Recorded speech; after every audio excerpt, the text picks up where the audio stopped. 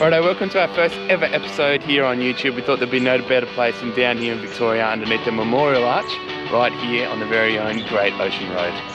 In this episode, we'll be going to all the destinations, secret spots, waterfalls and adventures, so check it out. So excited.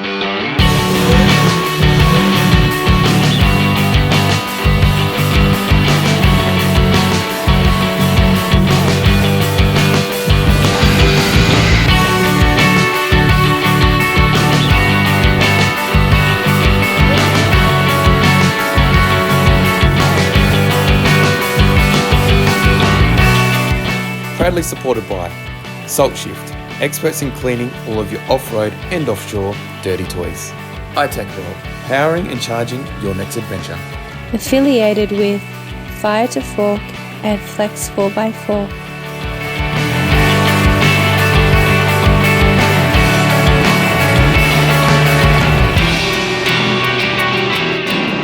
This is our first stop along Great Ocean Road. We're at Bells Beach. So excited. I don't know if anyone's ever seen Surf's Up, but Rory Nuggins, one of the penguins, it's from here and it's like my favourite childhood movie ever. This place is actually sick and has been a bucket list on my item since I was a young child, and all the travelling we've been doing for years, we've never been here, so I'm so stoked. Check it out. Surf competition running at the moment as well. Yeah, there'd be, 200-300 surfers sort of out that way and then on the other side of the beach.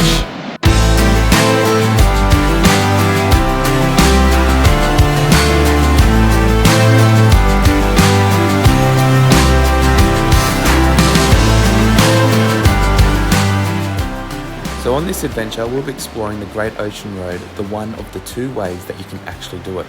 The first way, which we'll be doing, is from the capital of Torquay all the way through to Port Fairy, which is a total of 243 kilometres. Or 431 kilometres to Geelong to Nelson.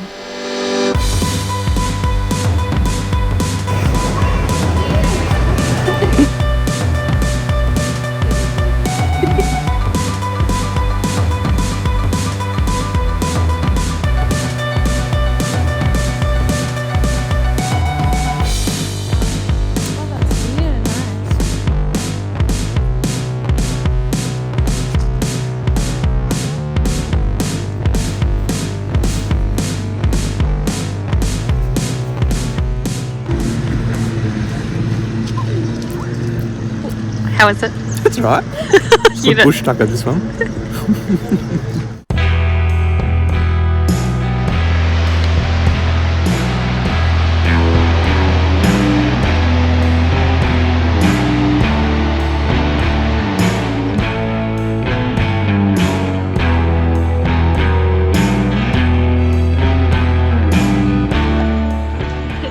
Have you ever felt like this?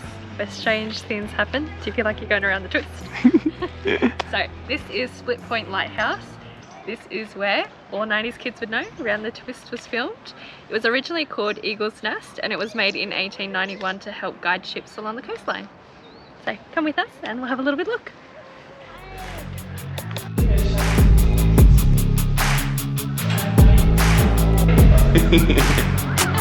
Oh yeah!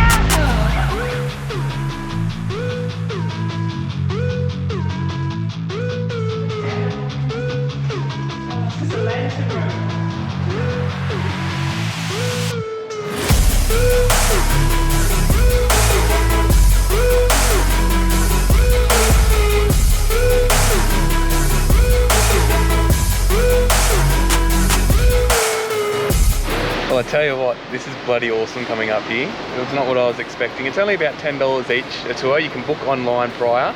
Definitely something you'd book on a Saturday or Sunday or something like that, but otherwise you can just rock up. $10 for the tour. You have a tour guide that takes you all the way up. It's just us two up here today, so it's really unique. And we're lucky, the wind is our friend today, so it's such a smooth, calm day, and if you have a look, the view is just absolutely gorgeous. We're definitely spoilt today, aren't we? No worries.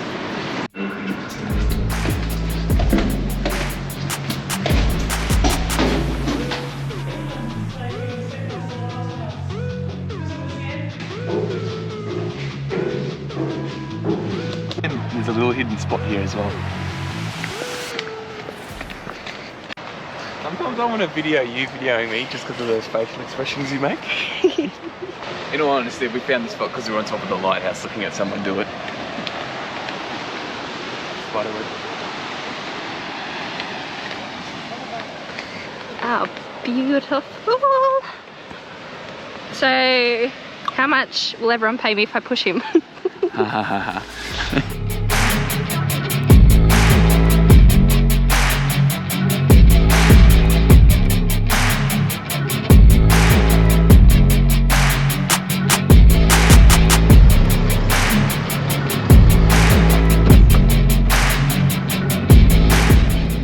Righto, so we just came back from Split Point, where obviously you saw where the lighthouse was, and now we're heading off to a spot that Maddie found called Teddy's Lookout. Teddy's Lookout, and then after Teddy's Lookout we'll head to Erskine Falls and Sheoak Falls.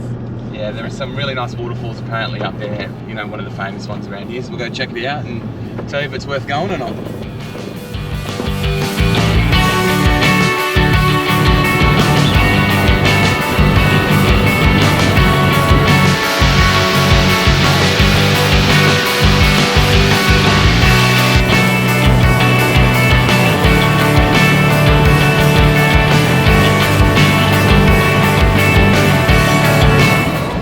Righto, so Maddie and I have just arrived at one of the waterfall destinations, the first one, Erskine Falls.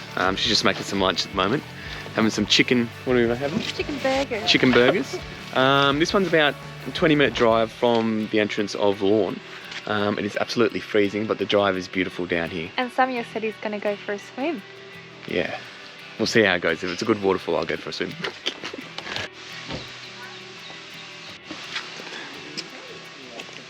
Scoot, scoot.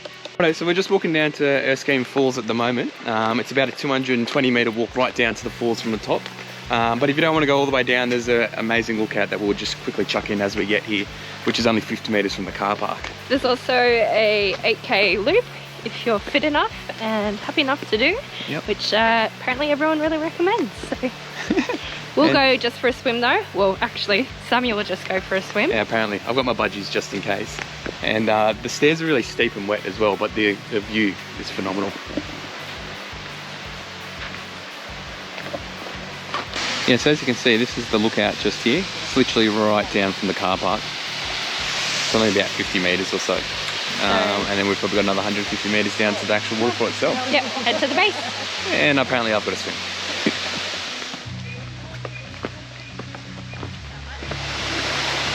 Man, these are the waterfalls. This is absolutely phenomenal. I'm not keen for a swim, but I'll be going in because you've said it on TV. I'm keen for the show.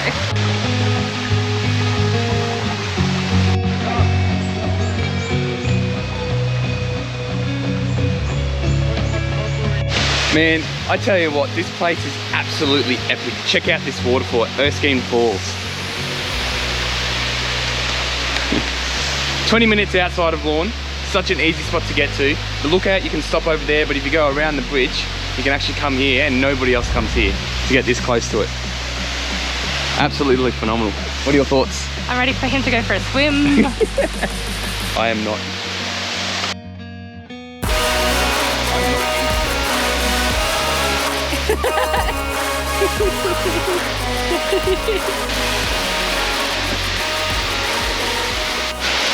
Erskine Falls, most epic place ever here on the Great Ocean Road. Bit cold though. It is a bit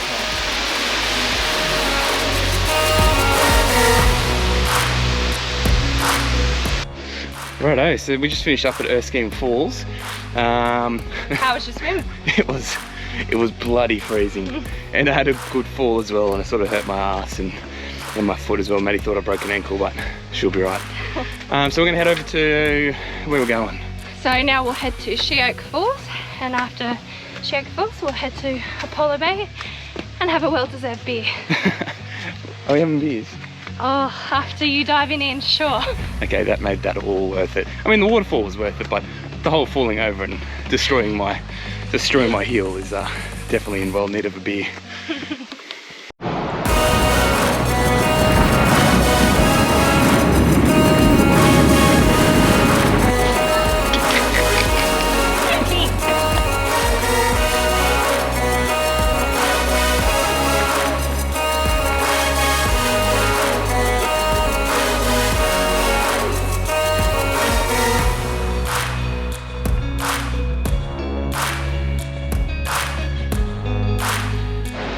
So we've just started the hike up to Sheoak Falls.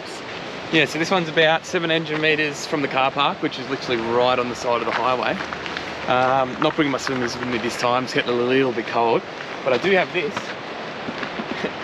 So it's the new drone that we've got. It's the Mavic 3 by DJI, and the really cool thing about it is it's usually a carry handle like the rest of them, but it also turns into a backpack, and it's even got a little segment in it. You can put your water and your food, but check out this view along the hike. So, does this not just make the hike that much better? Anyway, off we go.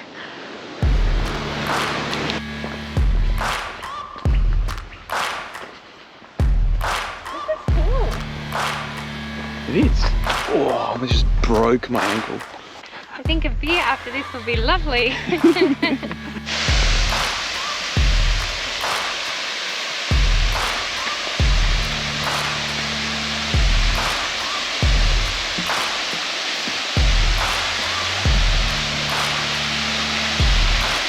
I was just saying to Mads I should have brought my swimmers here because wow, look at this. So much deeper. Yeah, the waterfall goes into an amazing, nice little cascade. And I'm assuming that's quite deep. But not going to get the drone up here, obviously. Such an easy walk and so convenient. 10 out of 10.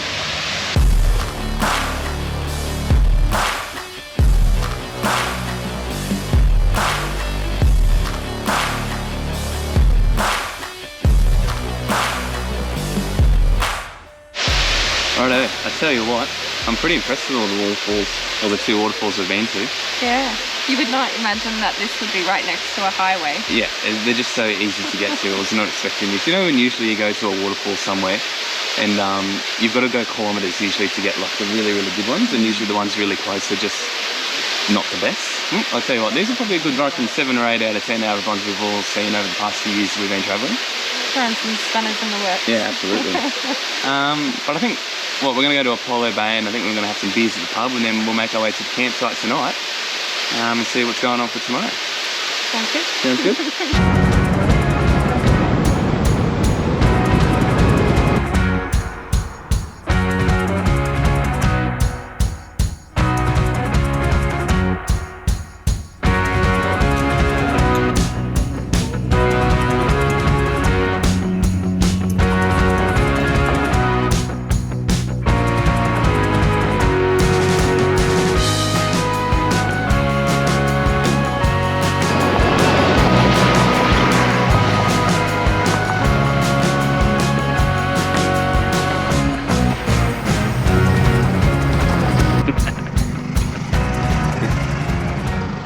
Hey, how'd you go sending it through there? Better than me. Matt thinks she's a full-time full driver now, going through that big creek crossing. Alright. Cool, so Mads and I have just arrived at Parkers Hill Campground. There's a lot of people around tonight, so we don't really have much room. Very small campground. We'll do some more on it tomorrow. But we're just cooking some dinner here. What are we cooking, Mads? Pork schnitzels with macaroni, and I'll do some veggies as well. Sweet. So we're just going to leave it at that tonight. We are camping underneath the rooftop tent because we can't be bothered getting the awning out and doing a full setup. It's our lazy setup. See you in the morning. Rightio. Good morning. Day 2 here on the Great Ocean Road. Last night we stayed at a place called Parker Hill. I forgot straight away. We didn't do too much videoing last night because we didn't realise how small the campground was. You know, there was probably 10 cars in the space of what you would usually have 3 camp spots, so everyone was really close to each other. We were right between a Toyota Corolla and some other little tent, whatever. But yeah, decided to make some morning coffee. We're going to head down to the beach. It's only about a 220 metre walk down. I'll get the drone up. Apparently some really cool views when we get down there. And then after we head to the beach, we'll head to Cape Otway Lighthouse and we'll go check that out, and then we'll head to Sheoak Falls, and then we'll do Hopetoun Falls as well, and then depending on how much time we have in the day, we might do a bit of wandering. Yeah, so we'll see how things go. Cheers.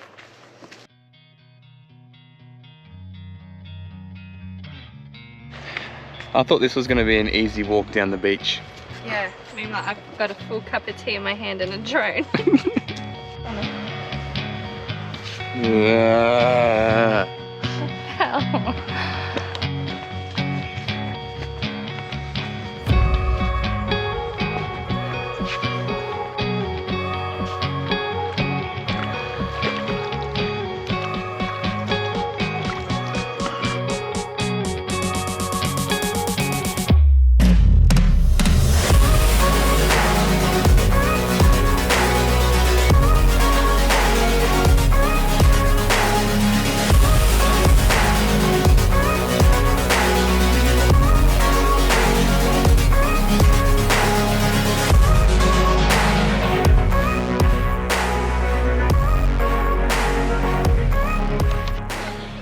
Alright, so Mads and I, we rocked up to the Cape Otway Lighthouse and it was $20 just to see the thing, not even to go inside.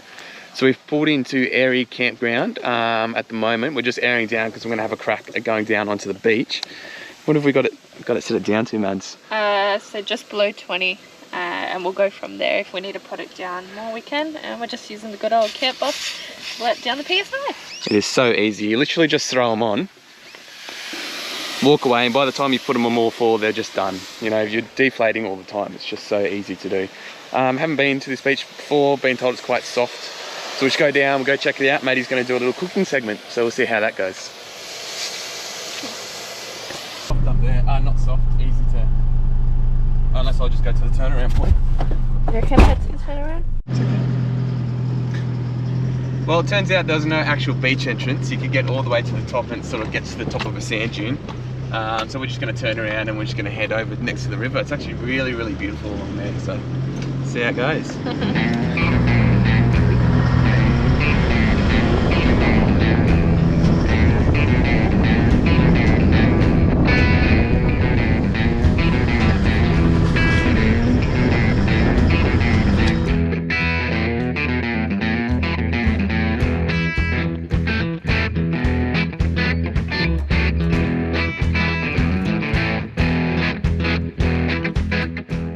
Samuel and I are just at Aire River at the moment, and I'm going to make up a meal from the Fire to Fork book by Harry Fisher.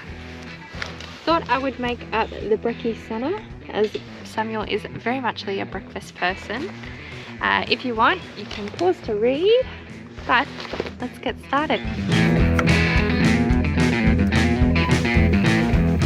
First part is I'm going to make up the chutney, so I'll need onion, sugar, butter and balsamic vinegar, so I'll get started. Usually this is cooked on a fire, but no fires here are allowed, so we thought we'll use the gas stove instead. So I'm just going to start the chutney. So I'm just going to cut up some butter, pop that in the pan and just let that melt to begin with. I'll chuck in the onions at the moment as well. So I'm going to let the onions saute for a bit, then I'll add in the balsamic vinegar and I'll add in a bit of sugar as well, about 2 teaspoons. And we'll let that saute in, and that will be the start of our chutney that we'll use. And we'll wait till that gets all a bit gooey and more chutney like.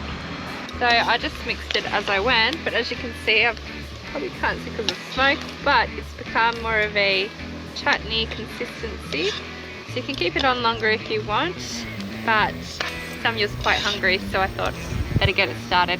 So that probably took about 5 minutes.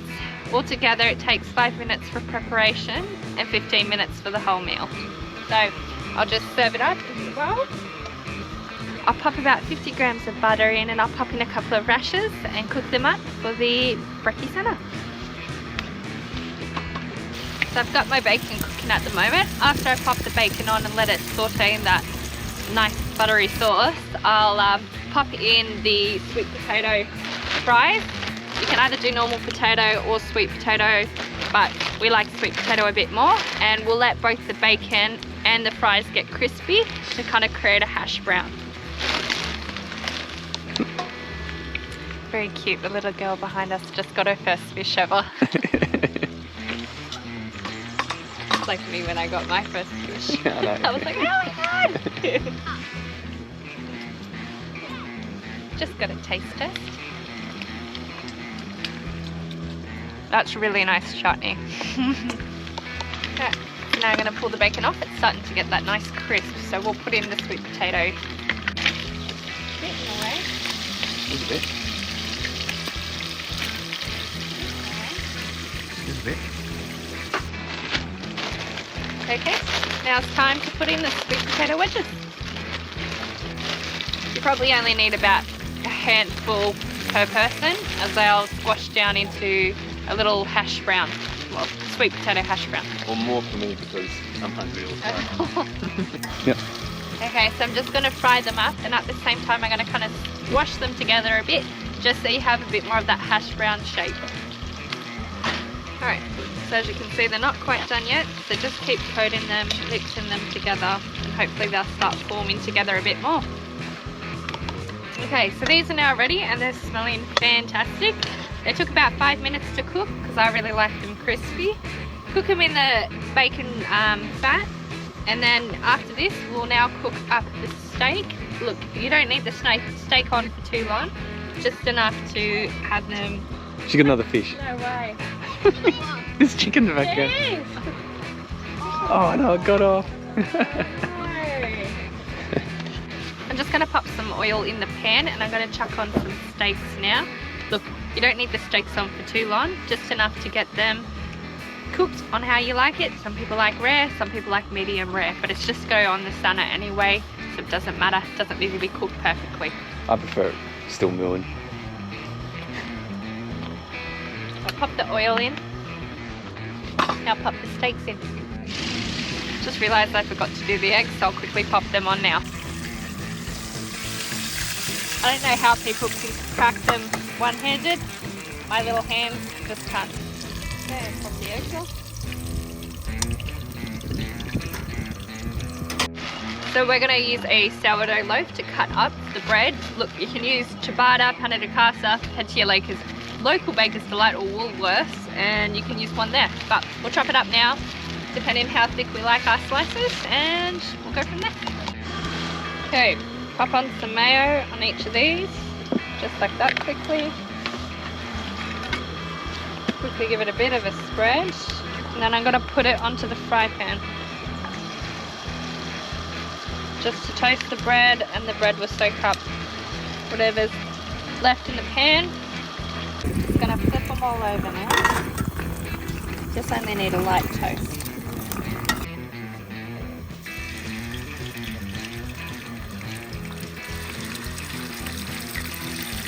The mushrooms, totally up to you if you want them in or not. We do like mushrooms, so we are going to add just a couple. So as I said, it doesn't need too long. As you can see, it's already cooking beautifully. Okay, not long at all. About 2 to 3 minutes for those ones. Pop them aside. Just gonna leave my mushrooms just to cook a little bit longer.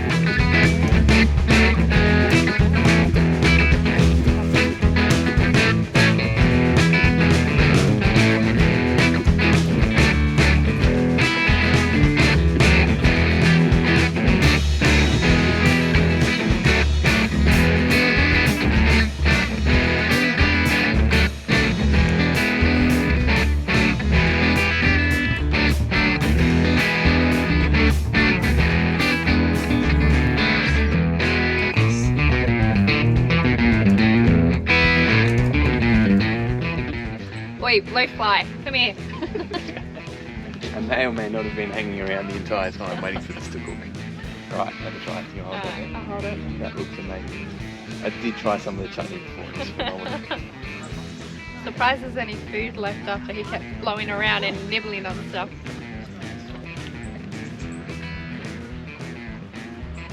Scoffing. Good. That is amazing. Alright, well, have to try it for yourself. But this one seems to love it. Yeah. Fantastic. We will see you guys next episode, which is the final part where we do everything from ziplining in the Great Otway National Park to the most epic waterfall we have ever seen in Australia, and then through to the famous 12 Apostles. Plus, a hidden gem location that not many people know about. So stay tuned.